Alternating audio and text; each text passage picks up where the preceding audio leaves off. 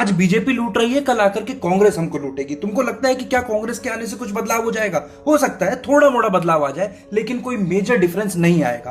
कांग्रेस जो काम पहले कर रही थी, बीजेपी 10 कदम 20 कदम 100 कदम आगे जाकर के वही काम कर रही है। ईडी सीबीआई का इस्तेमाल कांग्रेस भी एक लिमिट तक किया करती थी, लेकिन बीजेपी ने उसकी लिमिट ही क्रॉस कर दी है। जानते हो भगत सिंह की मूवी वाला वो सीन? अगर कांग्रेस के तरीकों से आजादी मिली तो गोरे साहब तो चले जाएंगे, उनकी जगह भूरे साहब आके बैठ जाएंगे और हालात वही के वही रहेंगे।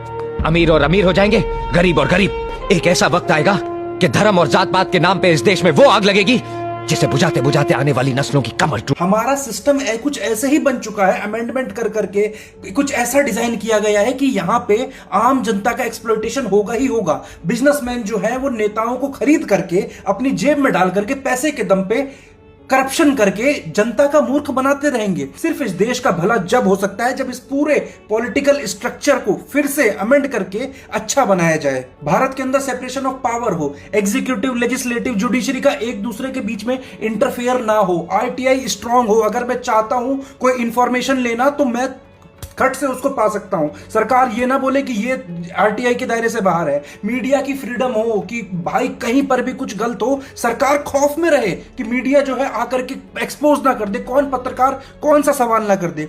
पार्लियामेंट के अंदर डिबेट हो कि अगर कोई बिल आ रहा है तो दोनों पक्षों की बात जनता तक पहुंचे यहां। और जब लोकसभा के चुनाव हो या स्टेट के चुनाव हो तो जो पीएम कैंडिडेट हो या मान लो प्रधानमंत्री नरेंद्र मोदी हो या सामने अपोजिशन के राहुल गांधी हो, इनकी फेस टू फेस डिबेट होनी चाहिए। ईडी सीबीआई और जो आईटी डिपार्टमेंट है, इनको फ्रीडम होनी चाहिए हमारे देश के अंदर कि ये जहां चाहे जिसके मन करे उसके छापा मारे। ऐसा नहीं होना चाहिए कि सिर्फ छापे पड़ रहे हैं अपोजिशन के यहां। जैसे यूनाइटेड किंगडम के पीएम बोरिस जॉनसन हुआ करते थे तो उनके घर पुलिस पहुंच गई थी जांच करने के लिए। ऐसे ही भारत में होना चाहिए। कल तक जो भ्रष्टाचारी कांग्रेस के अंदर हुआ करते थे वो बीजेपी में चले गए, और कल बाई चांस सरकार बदलती है तो यही लालची आदमी जो है जाकर के कांग्रेस के अंदर बैठ जाएंगे। तो बदला क्या? बदलेगा कुछ नहीं। और डिफेक्शन भी नहीं होना चाहिए। जो दल बदल होता है ना, राघव चड्ढा की तरह कि हम भाई हम मुझे पसंद नहीं आ रहा, पार्टी बदल लूंगा। पहले तुम अपनी सीट छोड़ो, फिर जाकर के सामने वाली पार्टी से लड़ो, उसके बाद जाके होना चाहिए। लोकतंत्र का मजाक बना रखा है, इस पार्टी से मन नहीं कर रहा उस पार्टी में चले। भाई दिस इज नॉट डेमोक्रेसी।